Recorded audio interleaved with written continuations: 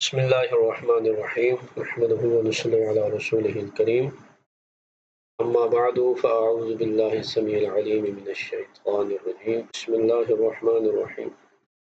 الصلاة والسلام عليك يا رسول الله وعلى آلك وأصحابك يا حبيب. تخصص في الفقه سال اول، کتاب الدر المختار کے ایک نئے لیکچر میں حاضر ہیں. کتاب الوقف، باب الوقف سے ہم پڑھ رہے ہیں. آج وقف کے کچھ دیگر مسائل شروع ہوں گے.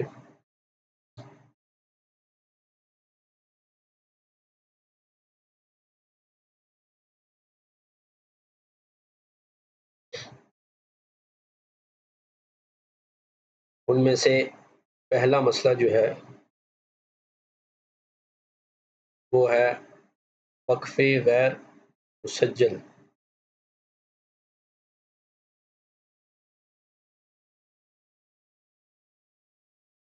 فرماتے ہیں اطلق القاضی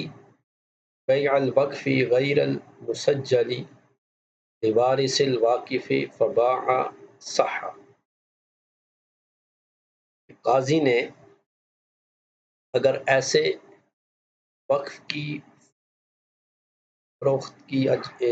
فروخت کرنے کی اجازت دے دی جو ابھی سرکاری طور پر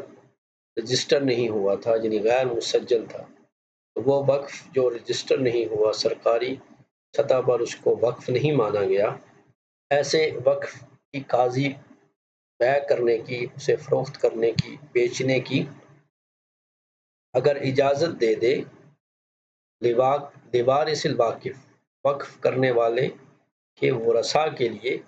فباع، تو انہوں نے بیچ دیا، تو صح، تو یہ بیچنا جائز ہوگا. وکان حکماً ببطلان الوقف لعدم تسجیلہ، اور اس کے ساتھ ساتھ یہ بھی ہو جائے گا کہ قاضی کے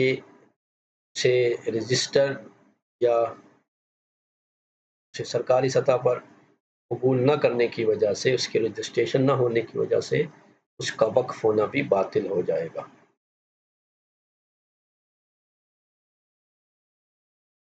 حتی لو باعہ الواقف او بعدہ او رجع عنہ ووقفہ لجہۃ اخری.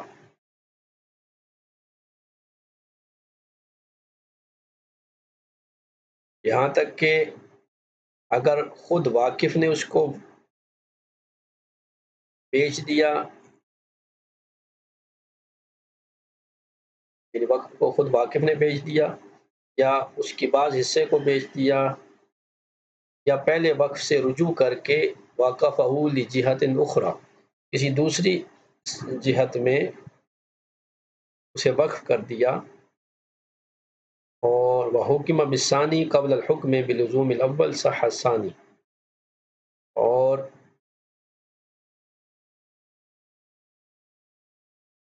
پہلے وقف کے لازم ہونے سے پہلے فیصلے کی، یعنی پہلے وقف کے فیصلے کے آنے سے پہلے اگر دوسرے وقف کا فیصلہ کر دیا گیا تو دوسرا وقف بھی صحیح ہو جائے گا. وقوعہ فی محل الاجتہاد، کیونکہ یہ معاملہ اجتہاد کی گنجائش رکھنے والے محل میں واقع ہوا ہے. کما حققہ المصنف، جیسے مصنف نے اس کی تحقیق کی ہے.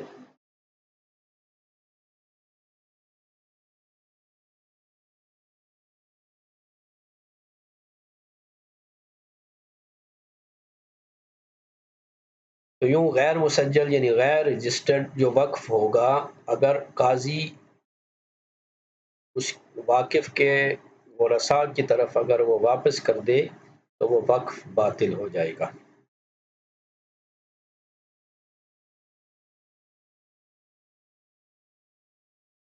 تو مسجل سے مراد وہ وقف ہے جو باقاعدہ ضابطی کارروائی سے قضائی طور پر جس کا وقف ہونا مانا گیا ہو،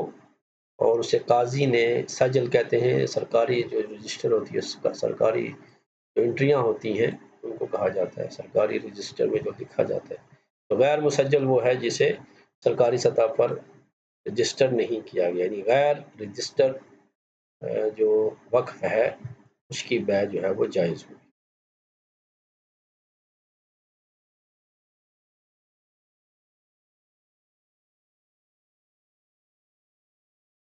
وَأَفْتَى بِهِ تَبْعًا لِشَيْخِهِ وَقَارِئِ الْہِدایہ وَمُلّا ابی سعود، اور مصنف علیہ الرحمہ نے جو ہے وہ انہی کی مطابقت میں فتویٰ دیا، یعنی مطابقت کی اپنے شیخ کی اور قاری الہدایہ، صاحب قاری الہدایہ کی، اور ملا ابو سعود علیہ الرحمہ کی مطابقت میں جو ہے وہ انہوں نے یہ فتویٰ دیا کہ دوسرا وقف اگر ہو چکا ہے، اس کو رجسٹر کر لیا گیا پہلے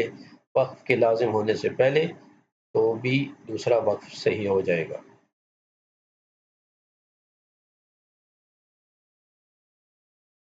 قلت، صاحب در مختار فرماتے ہیں، میں کہتا ہوں، لیکن حملہ فی النہر علی القاضی المجتہد فراجعہ، کہ نہر الفائق میں انہوں نے قاضی کو قاضی مجتہد پر محمول کیا ہے، کہ قاضی مجتہد اگر فیصلہ دے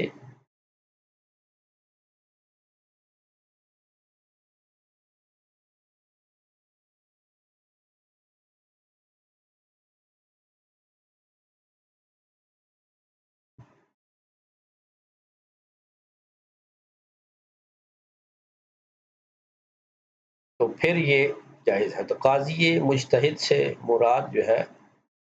وہ وہی قاضی ہے جو عالم بعمل ہو، مجتہد ہو، اور یہاں پر علامہ شامی بھی اس بارے میں ارشاد فرماتے ہیں،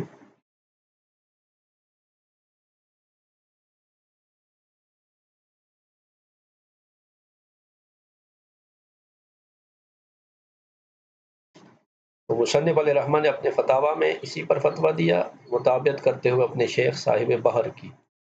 انہوں نے بھی اپنے فتویٰ میں اسی کو ترجیح دی، لیکن نہر الفائق نے بحر کی مطابقت میں فرمایا، جیسے کہ آپ جان چکے ہو کہ مثل القاضی المجتہد، جو قاضی مجتہد ہوگا وہ جو ہے وہ ایسا کر سکتا ہے۔ وَلَوْ أَطْلَقَ الْقَاضِي الْبَيْعَ لِغَيْرِهِ أي لِغَيْرِ الْوَارِثِ لَا يَصِحُّ بَيْعُهُ، اور اگر قاضی اس غیر مسجل وقف کو غیر وارث کے لیے بیچنے کی اجازت دے دے تو لا يصح بيعه، تو اس کا بیچنا جو ہے وہ جائز۔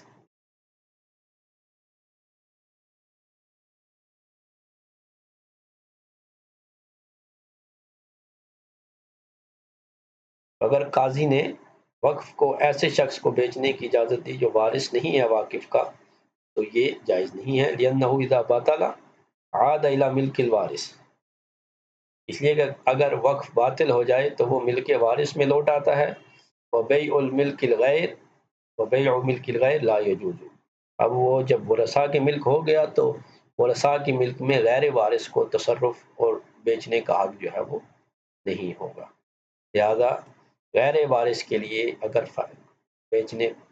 کا فیصلہ ہوگا تو یہ وقف جو ہے وہ بیچنا جائز نہیں ہوگا، بلکہ وہ وقف وارث کی ملک میں لوٹ آئے گا، اور اس کا نتیجہ یہ ہے کہ ان بیع غیر الوارث باطل، غیر وارث کی بیع باطل ہے، اس لیے کہ اس نے ملک غیر کو بیچا، جو مناسب یہ تھا کہ وہ بیع صحیح ہوتی اجازت وارث پر، لیکن یہاں پر ایسا نہیں کیا گیا۔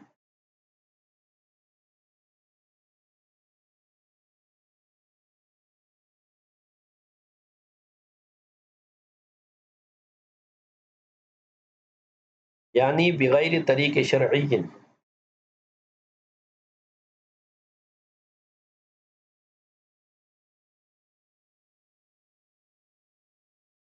یعنی بغیر طریقہ شرعی کے اسے بیچ دیا، لما فی العمادیہ، جیسا کہ عمادیہ میں یہ بات مذکور ہے۔ باع القیم الوقف بامر القاضی ورأیہ جازہ، اگر قیم یعنی متولی جو ہے وہ وقف کو بیچ دے قاضی کے امر اور اس کی رائے سے تو یہ بھی جائز ہے، یعنی قاضی نے حکم دیا متولی کو تو یہ بھی استبدال کی صورت جو ہے وہ بنے گی کہ وقف کو بدلنا جائز ہے، لیکن امر قاضی سے یہ وقف تبدیل ہوگا۔ لا یجوز لغیر القاضی، غیر قاضی کے لیے وقف کو بدلنا جائز نہیں ہے۔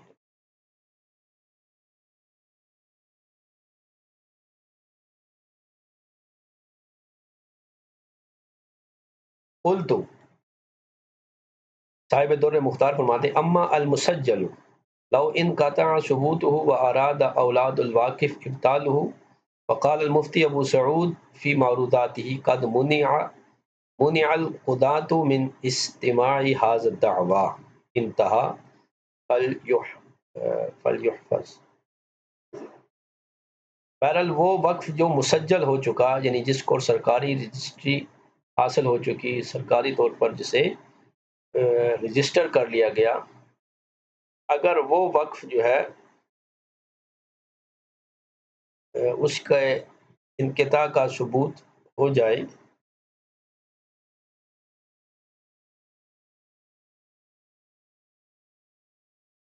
یعنی اس کا جو ثبوت تھا وہ ختم ہو جائے،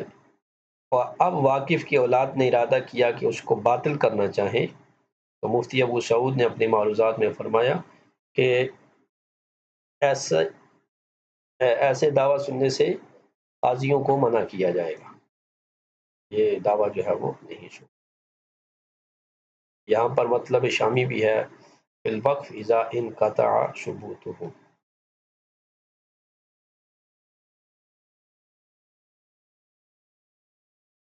کہ جب وقف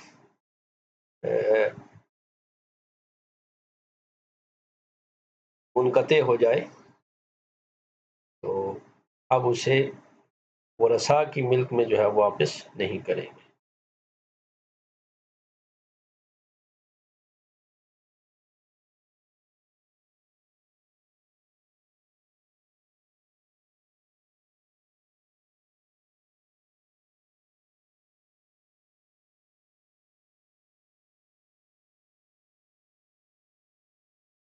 فلیحفظ، اسے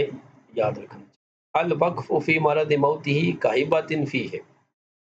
مرض الموت میں وقف کرنا ایسے ہی ہے جیسے مرض الموت میں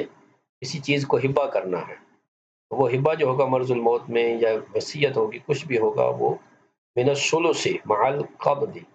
وہ ایک تہائی حصے میں ہوگی، وہ وصیت، وہ ہبہ اور وہ وقف، لیکن قبضے کے شرط کے ساتھ کہ وصیت بھی ہو تو ایک تہائی سے زیادہ نہیں اور اس کے ساتھ قبضہ بھی ہو۔ فَإِنْ خَرَجَ الْوَقْفُ مِنَ الثُّلُثِ، پس اگر وقف ثلث سے نکل گیا،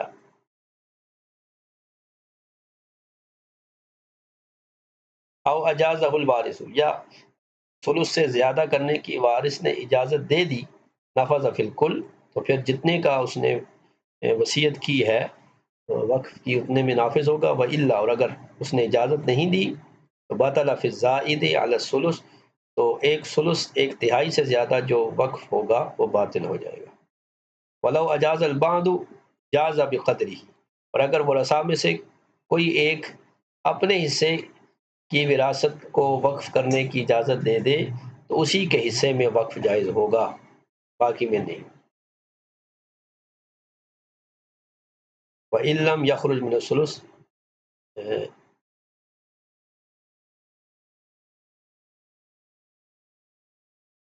وَلَوْ أَجَازَ الْبَعْضُ أَيْ بَعْضُ الْوَرَثَةِ جَازَ بِقَدْرِهِ نَفَذَ مِمَّا زَادَ عَلَى الثُّلُثِ بِقَدْرِ مَا أَجَازَهُ، تو اگر کسی ایک وارث نے اجازت دی تو پھر ثلث سے زائد بھی جائز ہوگا۔ وبطل باقی ماضا، اور اس کے علاوہ جو باقی ہوگا وہ باطل ہوگا۔ اس کی صورت انہوں نے لکھی علامہ شامی نے کہ اگر کسی کے مال کے 9 حصے ہیں، ووقف فی مرضہ ستۃ،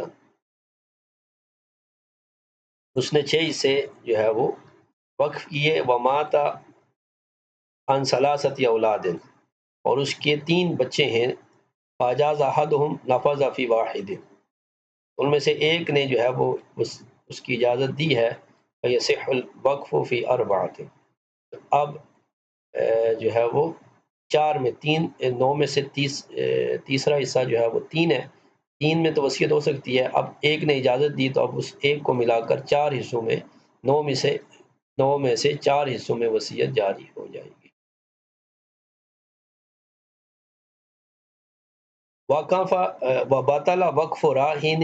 معسر، وہ واقف جو تنگ دست ہیں اور اس نے رہن رکھا ہے، تو موسر تنگ دست راہن کا یعنی گروی رکھنے والے کا وقف جو ہے وہ باطل ہوگا۔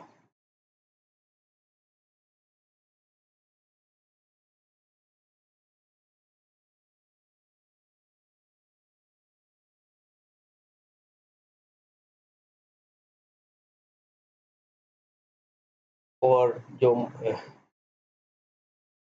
رہن رکھی گئی چیز ہے اس کا وقف اگر سونپنے کے بعد ہو تو پھر درست ہے، اور قاضی اس پر جبر کرے گا کہ اس کو واپس لے اگر وہ موثر ہے، تنگ دست نہیں، اگر موثر ہے تنگ دست ہے تو پھر اس کا وقف باطل ہو جائے گا۔ ومرید مدیون، اور اسی طرح وہ مریض مدیون بمحیط، جس کا قرضہ اتنا ہے کہ جو اس کے تمام مال کو شامل ہے، اس کا وقف بھی باطل ہو جائے گا۔ اے بدین محیط بمالہ، ایسا قرض جو اس کے تمام مال کو محیط ہے، شامل ہے، فإنہ یباع وینقض الوقف، تو اس وقف کو بیچا جائے گا، یعنی اس کے مال کو بیچا جائے گا اور اس وقف کو ختم کیا جائے گا۔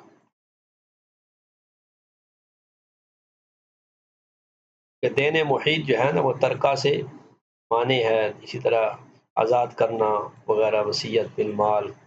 یہ ساری چیزوں سے وہ منع کرتا ہے۔ بخلاف صحیح، بخلاف اس آدمی کے جو مریض نہیں ہے، صحیح ہے، یا صحیح کا مطلب ہے وقف مدیون صحیح ہے، کہ وہ قرض خواہ جو بیمار نہیں ہے، قرض خواہ تو ہے لیکن بیمار نہیں ہے، تو اس کا وقف کرنا صحیح ہے، لیکن لو قبل الحجر، اگر اس کو روکنے سے پہلے اس نے جو ہے وہ وقف کر دیا، یعنی اس پر قرضہ اتنا ہو گیا کہ اب اس پر پابندی لگا دی گئی کہ اب وہ کسی چیز کو خرید بیچ نہیں سکتا،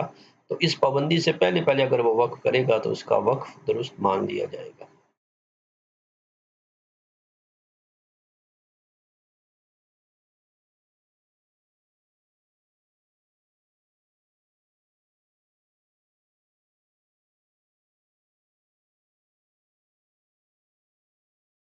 اگلا مسئلہ ہے فَإِن شَرَطَ وفاء دَيْنِهِ من غلته صح، پس اگر اس نے یہ شرط لگائی، جو صحت مند آدمی ہے اور مقروض ہے، اس نے اپنے قرض کو ادا کرنے کی شرط لگائی کہ وہ وقف کے غلے سے، آمدنی سے قرض چکائے گا، تو صح، یہ بھی درست ہے، اس کو وقف سے منع نہیں کیا جائے گا۔ وَإِن لَمْ يَشْرِطْ يُوَفَّى مِنَ الْفَاضِلِ عَنْ كِفَایَتِهِ بِلَا صَرْفٍ، اور اگر اس نے شرط نہیں لگائی تو پھر جو وقف کی آمدنی سے جو فالتو بچے گا، جن پر وقف کیا گیا ہے، ان کی کفایت کے بعد بلا اسراف، یعنی اس میں فضول خرچی نہیں ہوگی، فضول خرچی کے بعد جو بھی زائد بچے گا اس سے قرضہ ادا کیا جائے گا۔ وَلَوْ وَقَفَهُ عَلَى غَيْرِهِ فَغَلَّتُهُ لِمَنْ جَعَلَهُ لَهُ خَاصَّةً فتاوی ابن نجیم،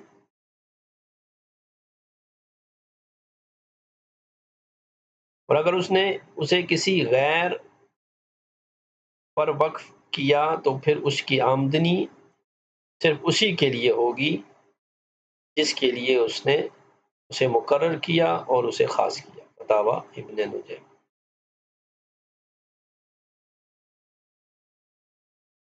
قلت، صاحب در مختار کہتے ہیں قیدہ بمحیط، یہ جو محیط ہے لفظ دین محیط،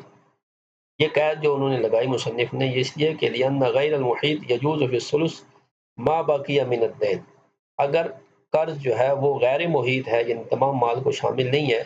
تو پھر قرض ادا کرنے کے بعد باقی جو مال بچے گا اس کے تہائی حصے میں وصیت جو ہے وہ ما بقیہ جو ہوگا دین کے بعد اس میں اس کے تہائی حصے میں وقف جو ہے وہ جاری ہو جائے گا۔ لو لہو وارثۃ، اگر اس کا کوئی وارث ہو، اور اگر کوئی وارث نہیں ہے تو ففی کل ہی، تو پھر کل مال میں ہوگا۔ اگر وارث ہے تو ثلث مال میں اس کا وقف جاری ہوگا، اور اگر وارث نہیں ہے تو پھر کل مال میں اس کی نصیب۔ فلو باعها القاضی،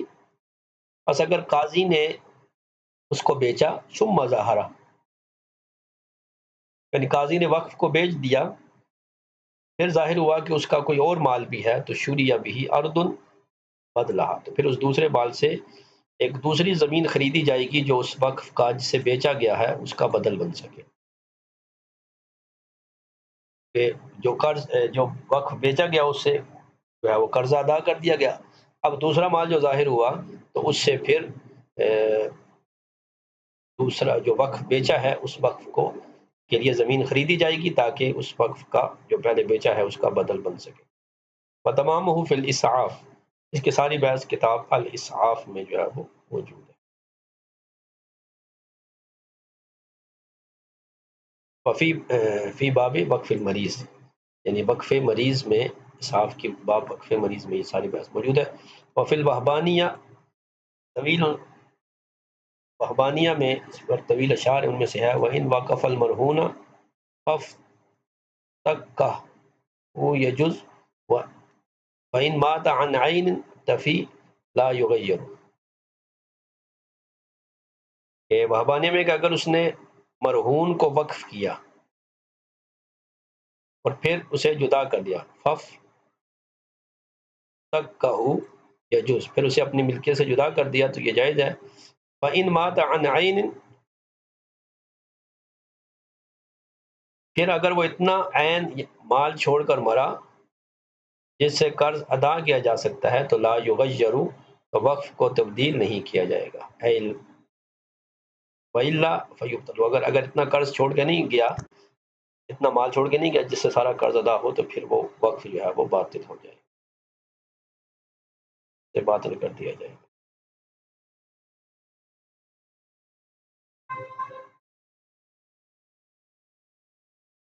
او لغلۃ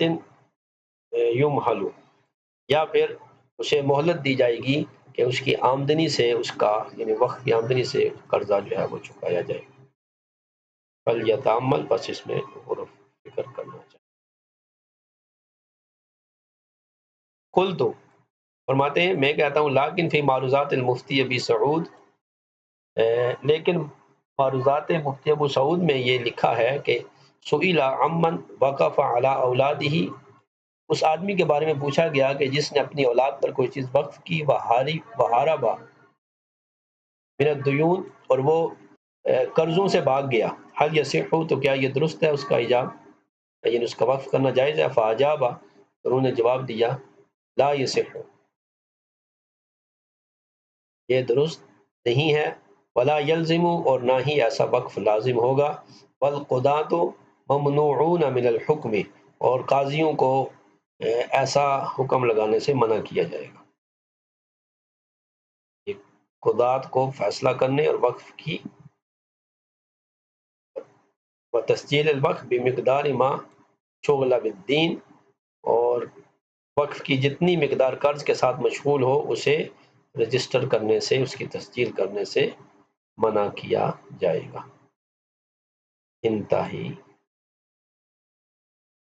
انتہا فلیحفظ،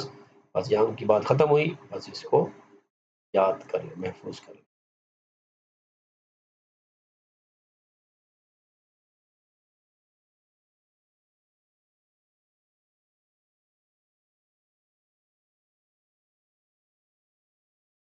اب آگے وقف کی اقسام بیان کرتے ہیں۔ الوقف علی ثلاثۃ اوجہ، وقف کی تین قسمیں ہیں۔ اما للفقراء، ایک وقف وہ ہے جو فقراء کے لیے ہے، او للاغنیاء ثم للفقراء، دوسرا وہ ہے جو پہلے اغنیاء کے لیے ہے پھر بعد میں آخر میں فقراء کے لیے،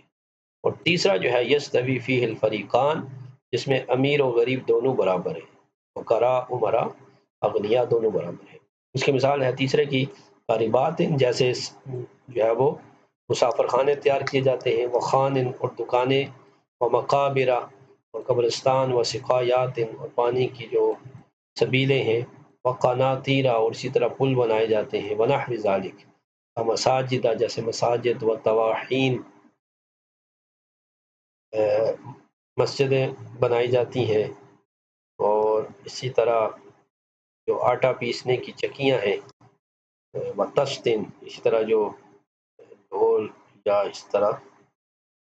ٹب وغیرہ ہوتے ہیں پانی کے، احتجاج الکل لذالک، چونکہ اس کے سب محتاج ہوتے ہیں اس لیے یہ وقف جو غریب سب کے لیے ہے۔ تو یہ تین قسمیں ہیں، ایک وہ وقف ہے جو صرف فقراء کے لیے ہے، دوسرا وہ ہے جو اولاً اغنیاء کے لیے ہے، ثانیاً امتحان فقراء کے لیے، اور تیسرا جو وقف ہے وہ سب کے لیے ہے۔ تو یہ تین وقف کی اقسام۔ بخلاف الادویہ، بخلاف ادویات کے یعنی میڈیسن کے، فلم یجوز لغنی جن،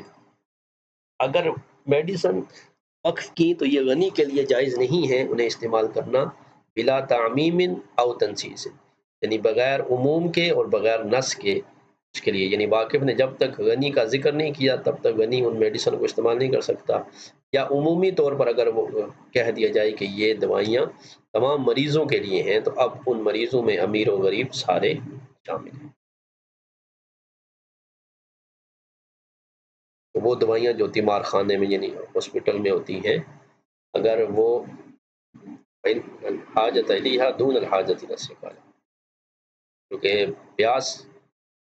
جو ہے وہ اللہ تعالیٰ کا شرب الماء یاسم، اگر پیاس لگی ہے پانی نہیں پیتا تو وہ گناہ گار ہوگا، لیکن اگر مریض دوائی نہیں لیتا تو وہ گناہ گار نہیں ہوگا۔ تو اس لیے پانی کی ضرورت ہر ایک کو ہے، لہذا اس میں پانی اگر وقف ہے تو وہ سب کے لیے ہوگا۔ اسی طرح جو سرائے وغیرہ ہوتی ہیں وہ بھی سب کے لیے۔ وَيَدْخُلُ الْأَغْنِيَاءُ تَبْعًا لِلْفُقَرَاءِ، اب ان میں جو اغنیاء ہوں گے وہ فقراء کی مطابعت میں داخل ہوں گے، یعنی اولاً یہ فقراء کے لیے ہے اور طبعاً جو ہے وہ اغنیاء کے لیے، یعنی تعمیم کی صورت میں، اور اگر نص کر دے کہ اس نے امیر بھی فائدہ اٹھا سکتا ہے تو پھر جو ہے وہ دونوں جو ہے وہ اصلاً اس میں داخل۔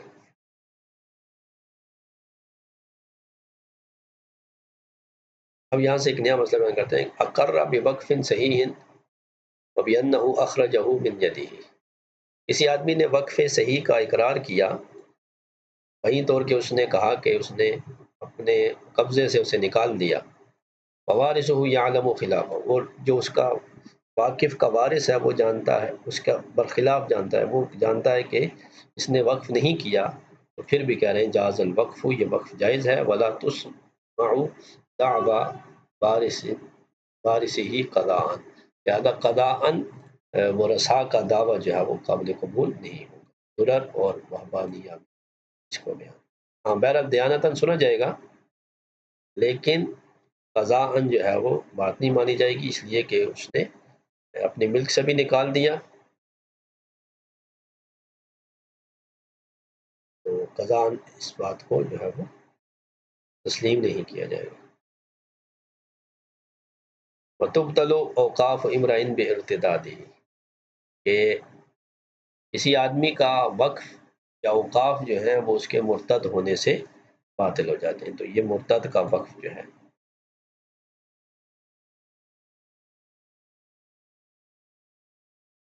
یہاں پر کہہ دیں کہ دو مسئلے ہیں، ان میں سے یہ ہے کہ اگر کسی نے وقف کیا پھر مرتد ہو گیا والعیاذ باللہ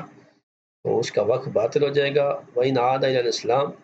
مَا لَمْ يُعِدْ وَقْفَهُ بَعْدَ عُودِهِ لِحُبُوطِ عَمَلِهِ بِالرِّدَّةِ، اور اگر وہ اسلام کی طرف لوٹ آتا ہے تو پھر وہ وقف دوبارہ وقف نہیں بنے گا، اس لیے کہ اس کے عمل جو ہے وہ ردت کے ساتھ برباد ہو چکے ہیں۔ اور اس میں نظر ہے، ابن شاہنہ نے شرح میں فرمایا کہ عبود جو ہے وہ ابطال ثواب ہے، یعنی ثواب باطل ہوتا ہے، عمل باطل نہیں ہوتا۔ لا فیما تعلق بھی حق الفقراء، جو فقراء کا حق تھا وقف میں وہ باطل نہیں ہوا، ہاں اس وقف کرنے کا جو ثواب تھا وہ مرتد ہونے سے باطل ہو گیا۔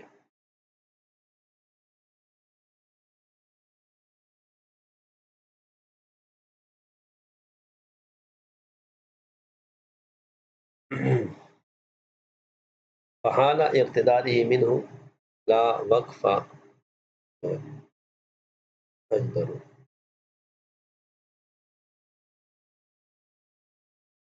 اس کی حالت ارتداد میں بدرجہ اولا کوئی وقف جو ہے وہ نہیں ہوگا۔ دوسرا مسئلہ یہاں پر بیان کرتے ہیں کہ لو وقف فی حال ردتی فهو موقوف عند الامام، اگر اس نے حالت ارتداد میں کوئی چیز وقف کی تو وہ حکومت کے نزدیک، امام کے نزدیک موقوف رہے گی۔ فإن عاد إلى الإسلام صح، اگر اسلام کی طرف لوٹ آئے تو ٹھیک ہے۔ وإلا بأن مات أو قتل على ردته أو حكم بإلحاقه باطلا، لیکن اگر وہ اسلام نہیں لاتا، مر جاتا ہے یا ردت پر قتل کر دیا جاتا ہے، یا وہ دارالحرب بات کے وہاں لاحق ہو جاتا ہے، ان دارالحرب میں چلے جانے کا اس پر حکم کر دیا جاتا ہے، تو اس کا وقف باطل ہو جائے گا۔ ولا روایت فیہ نبی یوسف وعند محمد، اور اس بارے میں امام ابو یوسف سے کوئی روایت جو ہے وہ نہیں ہے۔ وعند محمد یجوز منہما یجوز من القوم الذین انتقل الی دینہم، اور امام محمد کے نزدیک اس میں سے وہ کچھ جائز ہے جو اس قوم سے جائز ہوتا ہے جو اپنے دین سے منتقل ہو جاتا ہے۔ وَيَصِحُّ وَقْفُ الْمُرْتَدَّةِ، اور مرتدہ جو ہے یعنی عورت مرتدہ ہو جائے اس کا وقف صحیح ہے، لِأَنَّهَا لَا تُقْتَلُ، اس لیے کہ عورت کو مرتد ہونے کی صورت میں قتل نہیں کیا جاتا، اسے اسلام پر دوبارہ لایا جاتا ہے۔ إِلَّا أَن يَكُونَ عَلَى حَجٍّ وَعُمْرَةٍ